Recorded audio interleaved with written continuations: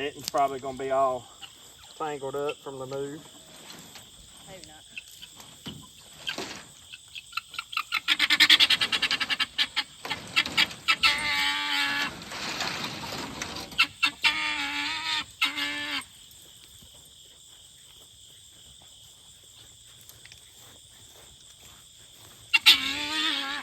Tiger, leave him alone. You're freaking him out.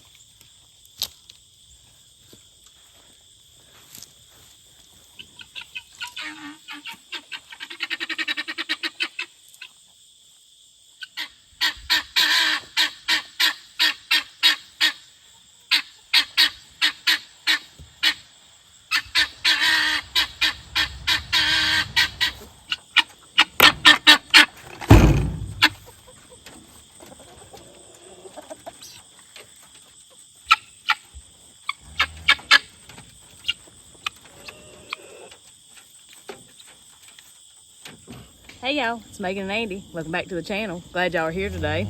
Kind of spend some time with us today. We don't know what all's going on yet, but we'll just wait and see what we get into. The first thing this morning, the chickens have come up to the house, and well, I don't know about you, but this is kind of the sign What, that everything's winding down. The cows, the horses, and the chickens are all consolidated. That's usually like end of the year. End of the season, yep. Yeah, well, we moved the chickens back up here now because up here there's no shade for the chickens. Down there where they were at, it's plenty of shade. I'm pretty sure that the extremely hot weather's over with now. If we do have some hot weather, they can just get under the chicken house there. But once we move them from here, which will be probably another month or two, we'll put them into the wintertime coop, which was also known as Jacob's garden over the summer. Yep.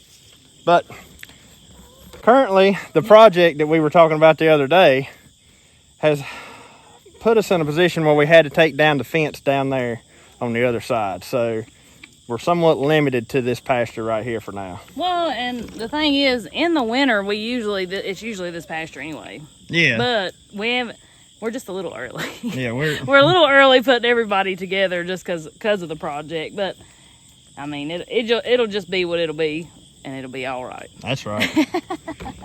Yeah. So at some point today, because we have them in here and because they're eating down the grass pretty good, I am going to put in another bale of hay and let them have that to munch on as well. So that's one thing I definitely got to do today before the next rain comes in. Yeah.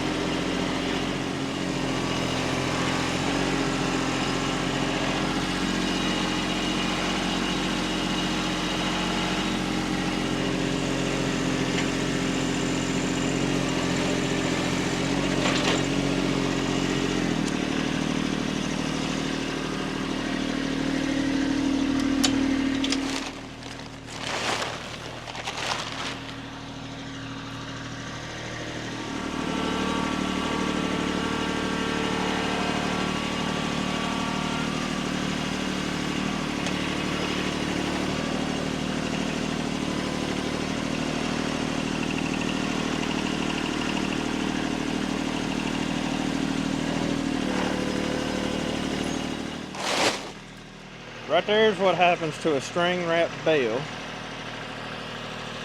when it's sitting on the ground and the strings rot. I picked this one up a couple days ago, and I picked it up too quickly, and where the strings were rotting on the bottom, the whole top layer, bottom layer, everything just fell off of it, and all I had was the center of the bale on the fork. So I got to get that right there up. I'll probably actually do that now, well, here in a minute. Since I've still got the grapple on the big tractor, I'll just take the grapple and grab that up, and I'll put that in the pasture too, because it's still good hay for the most part. I just have to get the strings out of it. But what happens is, watch this, or look at that. They just rot completely off.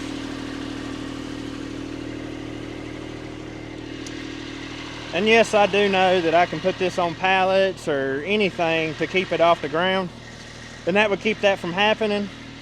I do have pallets. I don't have that many pallets though, and I hope that storing this hay on the ground right now is somewhat of a temporary thing. Maybe we won't have to do that much longer. I don't know. We'll see. But for now, I'm just going to be extremely careful with my bales that are on the ground because, well, to be honest, it's too late now. The damage is already done, so it doesn't matter. I could set it on pallets or whatever. At this point, it doesn't matter.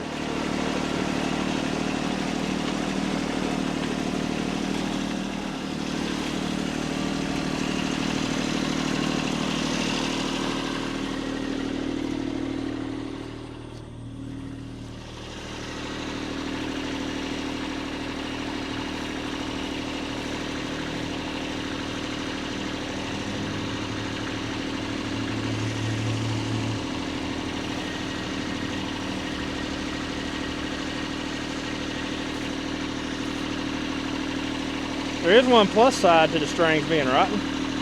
You don't have to cut them. Just pull them off.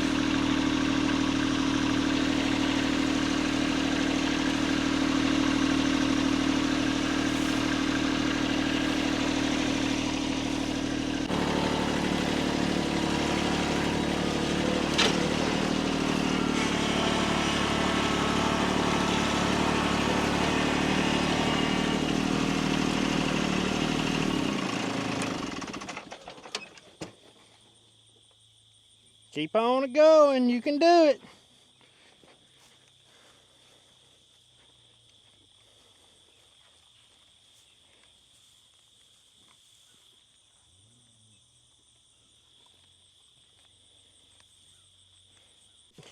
That's one plus side to having hilly land. Just sling your hay bale out there and it unrolls itself. So, I figured this would be a good time to address this question. As you can see from the trails of hay, we've fed hay here several times throughout the summer. And we've had several questions asked. Why are y'all feeding hay in the summertime when the grass is still growing? And that's a legit question. That's a really good question, and probably one that I haven't addressed enough. I have addressed it, but probably not enough. So, back in the summer, y'all may remember we had like 9 cows in here. We've only got roughly like 5 acres of pasture. Might not be quite 5 acres. 9 cows on 5 acres of pasture. I don't know about where you live, but where we live equates to too many cows on pasture.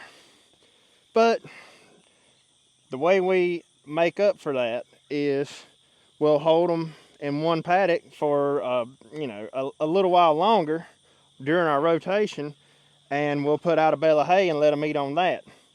So, in turn, not only are we holding them off longer to where the rest of the pastures can recuperate while they're in here, we're also, in theory, making the soil in this pasture better, because this is the worst pasture we have. Now, what I mean by that is, hopefully, like I said, in theory, this hay being spread out here, what they don't eat, and as you can see, there is quite a bit they don't eat, especially up here where the bale unrolls really thick. Once you get past that point, they've eat it up pretty good, and the grass has already started coming back through the hay. But in theory, this hay will break down the hay that's left and help create more topsoil for better grass to grow. So that's what we're trying, and that's what we're after. I don't figure we'll see any results at all from that from this year. It will most likely be like next spring before we see some type of result from that, because the hay's got to have time to break down. So in turn, hopefully we're building up our pasture and at the same time feeding our cows. Anytime we have somewhat of a drought, the grass just stops growing. Like, it stops. It don't grow back at all. It just stops. So this gives us a place to kind of let the rest of our pastures recuperate, while this one right here is kind of suffering. Like, it gets eat down pretty good. But hopefully the long-term goal is to have a whole lot better grass here. We'll see if it works. I don't know. It's just something we've been trying. Plus, I mean, if we're rotating them and we need somewhere to hold them off for just a little bit, we got to have somewhere to feed some hay. So this is what we've been doing. This is the only big hillside in the pasture where it's really easy to unroll a bale of hay. So there's your answer to that question, why we have been feeding hay throughout the summer. Now, the reason I'm feeding hay right now is, like we said earlier, we've got something going on down here towards the bottom pasture. We had to take the fence up, and so our cows are kind of forced to be in here just a little bit earlier in the year than we normally would do that. Y'all act like you don't know how to get over there. Crazy cows.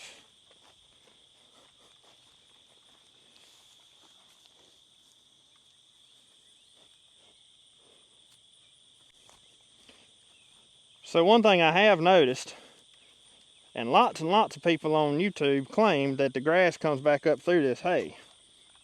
Maybe it does in their pasture, but it hadn't done it in mine. The hay that I've unrolled here, the cows didn't eat enough of it, and I'm assuming that's still because we got green grass, so obviously they're not going to just tear up hay right now. Some grass will come up from the hay itself, so who knows, maybe next spring all this will be broke down and I'll have some really nice grass here, but it'll be something to see that actually. But one thing I do like is where they eat here, they concentrate all their manure load on this spot. So look at that. So not only am I going to have that hay breaking down, I've got all that manure there with it as well.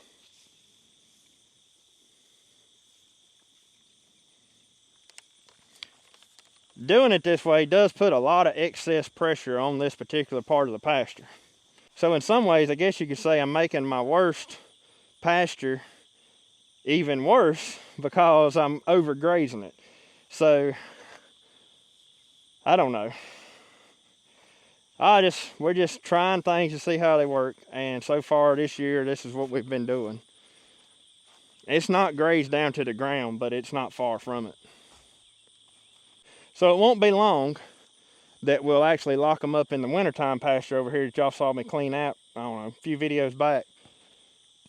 Once they're locked in there, they will not come back out on the grass at all. I'll start feeding hay inside of there, and well, y'all seen the results of that, like I said, just a few videos ago. We will, on occasion, turn them out into the pasture, you know, maybe like once a week or once every other week, just depending on the weather, and let them stretch their legs, you know, because I know me personally, I wouldn't want to spend all winter cooped up in a small pasture. So they get out here, they stretch their legs, they do get a little bit of grass to graze on. When we do that, lots of times we open up the whole pasture and just let them run free over the whole thing, because they don't stay out here long. They'll be out for maybe a day or two, and then we put them right back up. But it gives them a chance to run and play and be free, so to say. I know y'all probably seen that I didn't finish rolling that roll of hay.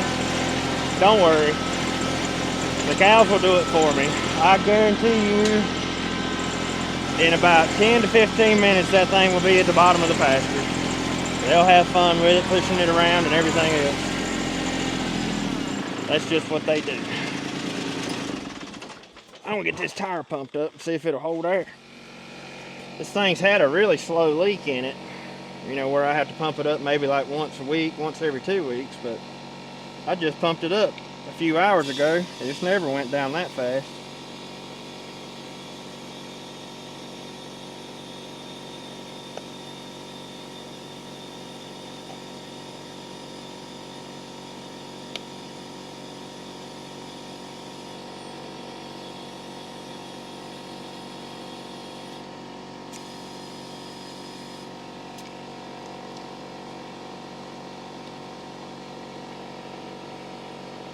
Y'all remember on the last video, I run out of time to make my apple scrap jelly. And well, after I got to thinking about it, I said, I can't make that off camera because I think it's such a cool concept. So I've saved my juice since then and measured it out already and all that good stuff. And we're going to make it right now so we can all see together how this is going to turn out. So I strained all my apple scraps out and just got the juice left. I measured the juice before I put it in here. I got about 8 cups of juice, maybe a little less. And the first thing to making this apple scrap jelly is we're going to do about 3/4 of a cup of sugar to every cup of juice. So like I said, it wasn't quite 8 cups. So there's my apple juice. Anytime you're making jelly, it takes a lot of sugar. 1,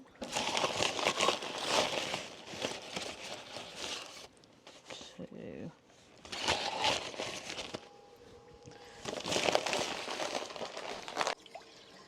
We want this to come up to a rolling boil.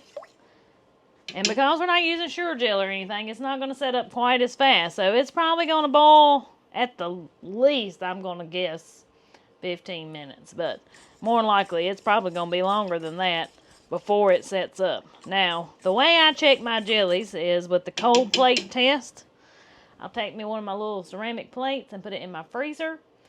And when I'm ready to test my jelly, that plate's good and cold, and you can tell pretty quickly if your jelly is going to set up or not on that cold plate. So I'm excited myself to see how this turns out, doing this with my scraps, because if y'all watched the other video, I have never done it this way before. So I don't know why it wouldn't work though. I got a good amount of apple juice that looks like apple juice. So the next thing on my list, which is probably going to be the last preserving apple part of my day anyway, is I'm just going to peel and dry and put some apples in my dehydrator. So I get the question a lot. Ooh, we're shooting this apple. So I get the question a lot if I have a dehydrator and do I dehydrate stuff. Yeah, actually, I dehydrate quite a bit, and I don't know why I don't get around to showing it a lot. But I dehydrated a ton of peppers this year. A lot. And I do like to dry apples. Now, I don't have a freeze dryer. At this point in my life, I'm not saying I'll never have one, but at this point in my life, I can't justify taking up space with one. If I'm being just 100% honest with y'all, I know you watch a lot of Homestead channels and they say, it's a must-have. It would be nice to have one. Don't get me wrong. But I live in a very small house. I have very limited room. And, I have to be selective over what fun little gadgets I decide to add. And plus, they're not cheap by any means. So anyways, back to dehydrating apples. So this dehydrator, in case you're wondering, is an Elite Gourmet. I have had this thing, I know, at least 10 years. At least. It could be longer than that. I bought it cheap, and it is old as Methuselah, and it is like old-fashioned. Like, I don't even know if they make dehydrators like this anymore. I have no idea. But it gets the job done. No more than I use it. I can't justify, at this point, buying a new one yet. Now, maybe at some point in my life I will buy a new one, but not right now. It's doing its job right now. And y'all don't forget, coming up on October the 4th, which is this upcoming Saturday, Andy and I are going to be at the Foothills Farm Festival in Danbury, North Carolina. We're really looking forward to that. And just keep in mind that this is going to be a little different than the Alabama event. We will be working the event, and we'll be glad to talk with you and meet you. But we'll also be working throughout the event, too. The space we will be at, you have to take a hayride from the main event field out to the cornfields where Andy's going to be picking corn. So you'll see a place for hayrides. Take the hayride and you'll find us down there somewhere. we will be around. And we look forward to seeing you there. But don't just come to see us, y'all. This is an awesome event to celebrate Appalachian heritage. Lots of great bluegrass music, great food, lots of demonstrations, just a lot of good family fun that day. It really is. So when you come, be prepared to enjoy yourself. The only thing about dehydrating apples, at least with this size dehydrator, is, boy, you ain't gonna make a dent in your apple stash very fast.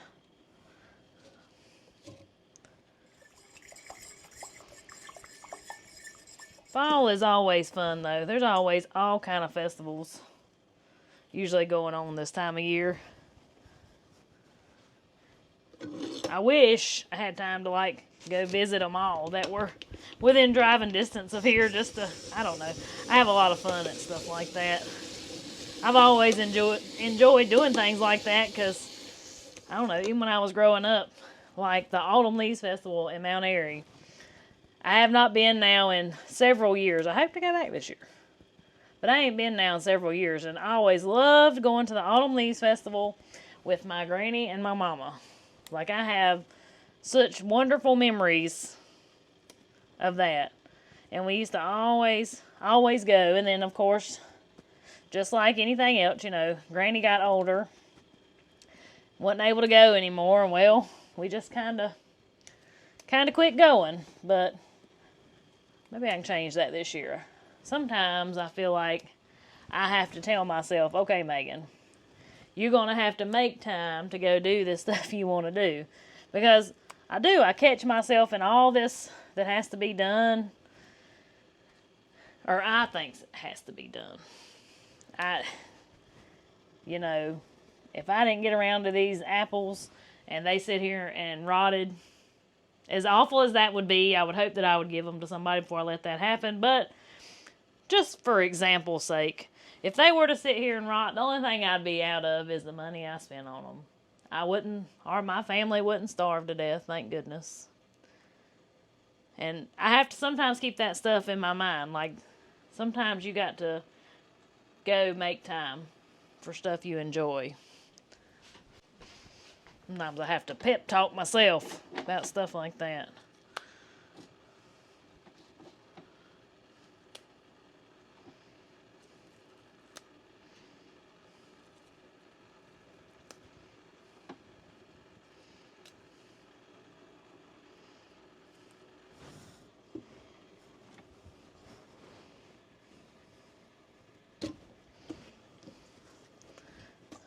I am pretty tickled the chickens are moved up here close to the house, though.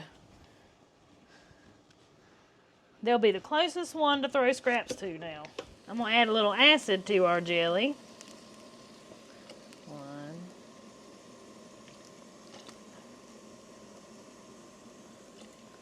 From the recipe I'm following, it says 1 to 2 tablespoons for every 4 cups of juice. So I just met in the middle and I put 3 because I had about 8 cups of juice. And that should help our jelly to set. And I added, if you've seen me make my other jellies without sure gel, I added vinegar to those as well.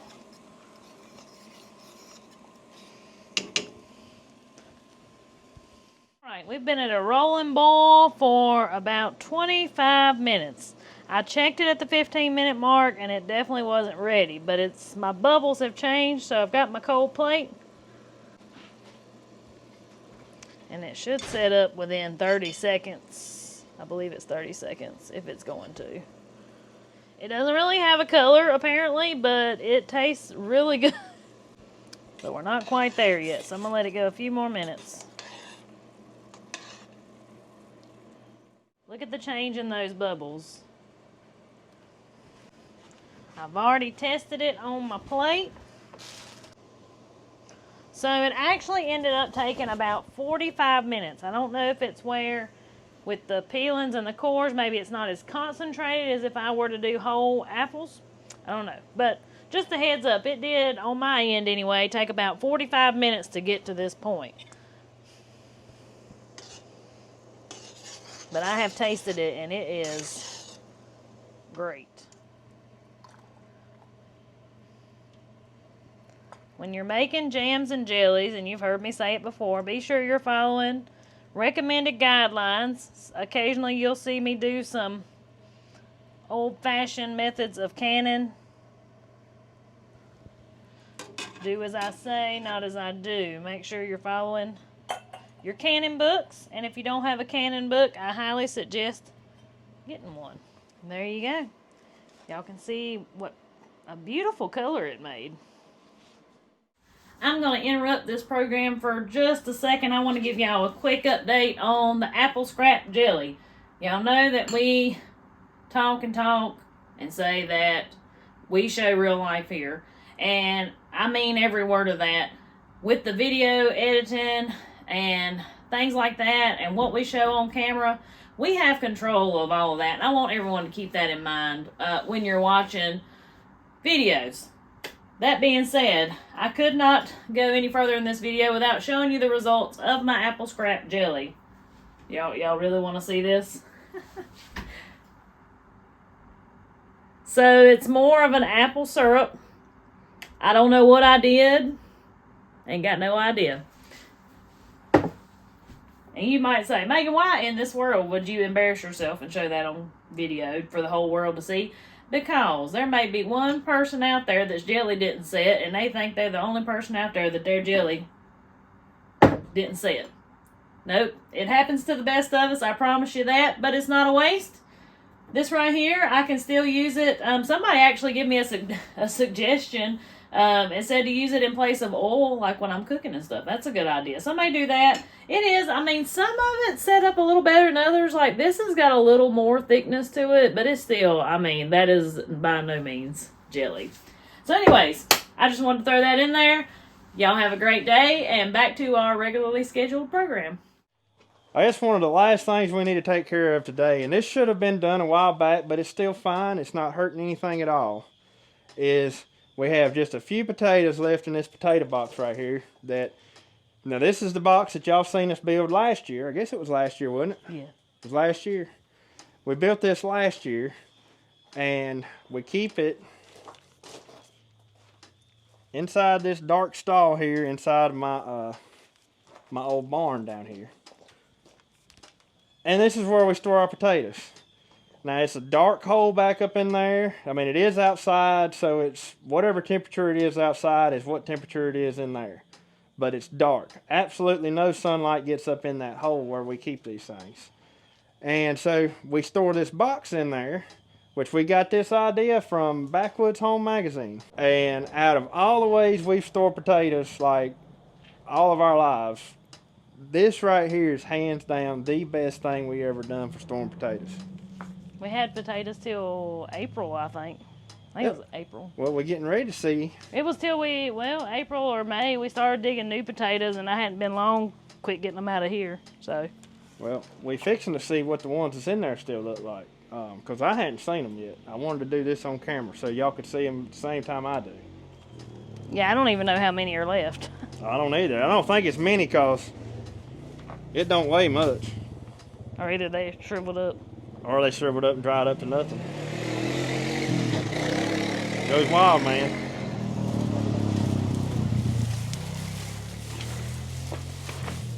Hang on. Wait a minute. It ain't 2 sacks, is it? I don't know. It might be. Mine's caught on something, so. Caught on the wire. I don't know. Well, we might just take the whole basket, it looks like, don't it? I don't know what it's called. There we go. That makes it a whole lot easier.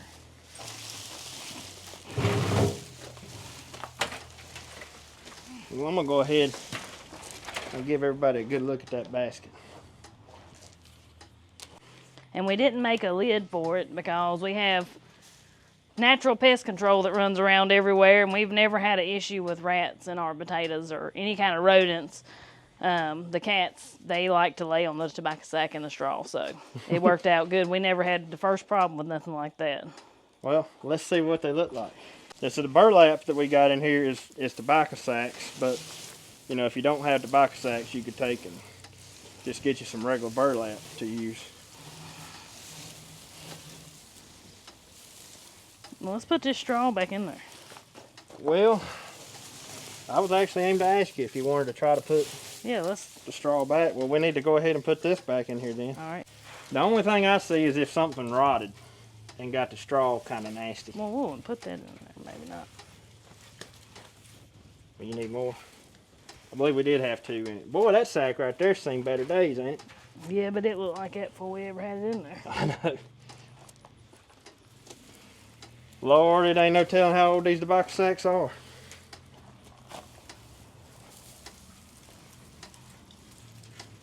Which one did we have over top of them? Is it the one that's... It's inside there. Okay. These were both under it. Okay. Couldn't remember how we had it. Where's the edge? There it is. Got so many holes in it, it's hard to tell. Yeah. Alright. We'll scatter that back out in the bottom. Yeah, it still looks good and dry, so it'll be fine, won't it? I think so. Yeah, right there's still a square. So last year we had some really cold days and nights consecutive. It was a good test of this box. Look. And the only potatoes I had to freeze were the ones right up against that back wall, and it still wasn't but about 5 or 6 of them. And methods we've done before, I've had a lot freeze. One year I almost lost them all. And we used to keep them in the basement under the house, and I don't know what the problem is down there, but I think it's too damp down there. They don't keep very long down there, so. Alright, on my side, I'm done. All this has still got potatoes mixed in with it. Well, I still got that, but I feel like ain't that enough on the bottom or no? Put a little bit more down there. We had it thick on the bottom. Now, before we put our potatoes in it, we need to set it back in the building. Yeah. So, right here's what our potatoes still look like. Now, not all of them. Some of them are dried up to nothing. Still look like that. I mean, it's shriveled up, but you could plant it. You could plant that, it ain't for gonna sure. have time to make nothing, but yeah, they could definitely be planted, but I don't think you'd want to eat it. It's done dried up to nothing. Then I have some that really ain't nothing left of them, but it still ain't rotten. That's the crazy thing, is they ain't rotten. They still look pretty good. Mm-hmm. And they've been in this box now for right at a year. For a year, yep. That's pretty good. I'm sure somebody's saying, well, why didn't you eat them? Well, we always save more than we need. There's a petrified one. Is that a potato? And we did the straw as like not only as an insulation, but it kept the potatoes from getting damp, which is something else we've run into through the years. Well, yeah, I believe that straw because it's like the potatoes sucks it in. The potatoes sweat or something. Mm-hmm. I don't really know what they do, but well, let's move this back into the building. Okay. And then this, what's left here, I'll just go dump it off in a hole somewhere. That'll be some erosion control. There you go. Yeah, it ain't nothing gonna eat them. No, not them potatoes. No. Ain't nothing gonna eat them. So if the light will let me. Oh yeah. It looks daylight on camera in here. Which is crazy. You can see we have a gap between the wall back here. I'll take some of these old pine needle bales and cram down in there, and that'll kind of act like some insulation. But that's where it froze last year, on that back side. Did it? That's what I was talking about. Mm-hmm. Well, maybe we didn't have enough around it. So this right here, this is the barn where Andy's grandpa used to keep his mules, right? Yeah, and that's what these stalls These are are for. stalls, and I just think it's cool because there's the old feed trough, and you can see where the mules chewed on the feed trough. And I don't know, when I see old stuff like this, I try to think to way back when there was a mule living in here, and that was their tractor. Yeah, you know? That's true. But this old barn has seen better days. Yeah. You can see how far out of line the wall is. I'm afraid that wall is kicked out at the bottom down here. I'm afraid a heavy snow would take it out. It probably would. So this is one of those kind of decisions eventually. Will it stay or will it go? You know. Which it was in bad shape when we moved up here. But the thing, what happened was, the manure and stuff that was built up in there has caused the bottom walls to rot out. And even though, like, from here it looks fine, But really what's happened is all of that down there has rotted, and so it's sort of sunk. And then this right here is kicking out this way. Now the back wall is actually in really good shape. This wall's still in really good shape. But it's this wall and this wall that are in pretty rough shape. And this one over here has actually sunk a lot. And you know, it can be fixed. Probably could be fixed. I don't know, if you go to messing with it, it's liable to crumble. That's the scary part. If we were to try to go jacking up on this, and I don't know, I just don't know what would happen. And I mean, it would take a lot of time to fix it the way it should be fixed. So I don't know. If we had a big heavy snow over the winter, this thing would probably be flat. Like I'm talking, you know, like say a foot of snow or more. It would probably do it in. But it stood the test of time for this long, so we'll see just how much longer it can actually stand. And the crazy thing is every post, so I know we're getting off track here, but since we're talking about it, the water was never ever directed away from the barn the way it was supposed to be. And so the way it sits down, we're kind of in a hole down here. The water runs up under the barn, and so this was a problem before we ever moved here. And I have done things to try to fix it, but the thing is, it's already so far gone, it doesn't make much difference at this point. But a lot of the posts around the shelter look like that right there. And it's just as rotten as it can be. Don't kick it too hard. Don't kick it too hard, you think it's going to fall? So, you know, we're trying to still use it and take advantage of it while we can. But in the future, there is potential that this thing either fall, or we may come to a point where we have to tear it down. I hate to do that, I really do.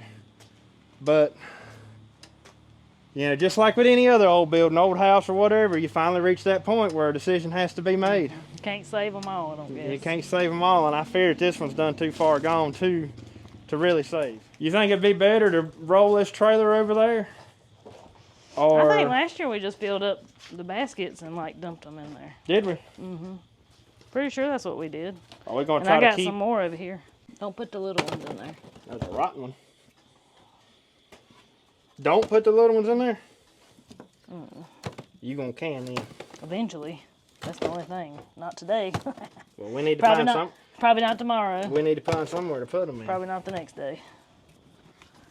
Canning potatoes is one of those things. It's such a reward and it's such an awesome, you know, treat to have. But you got to set aside a whole day. And right now, somebody went and bought a bunch of apples. That they can't set aside a whole day for potatoes right now, can she? That's one thing I like about potatoes, though. I don't can them when I get them up. Usually canning potatoes is my, like, when everything starts slowing down project. Because they can wait. I mean, ooh, I didn't even see that. Look at that. Find a rotten one. Ew. That's a bad one.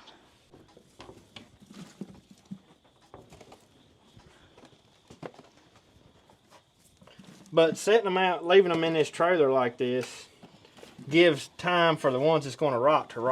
And it cures them, so it like toughens up that skin. It does that too. Before you put them up. Well, I've got this basket about full. Gonna take it on. There's a rotten one. Sling it.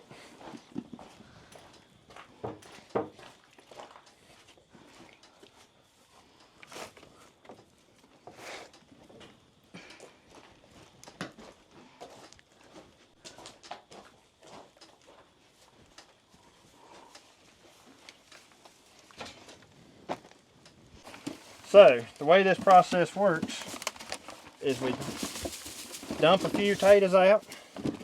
Yeah, make a good layer of potatoes.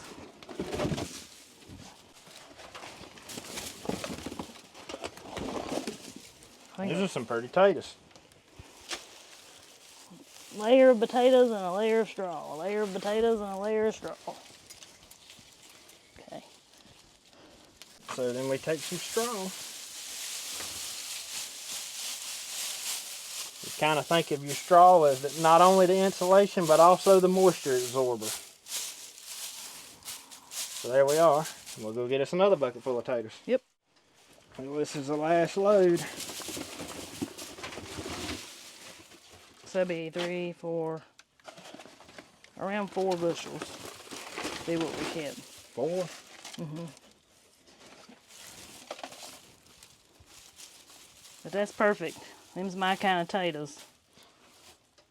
And them little tiny ones, I'll keep them separate, like I said, for later canning.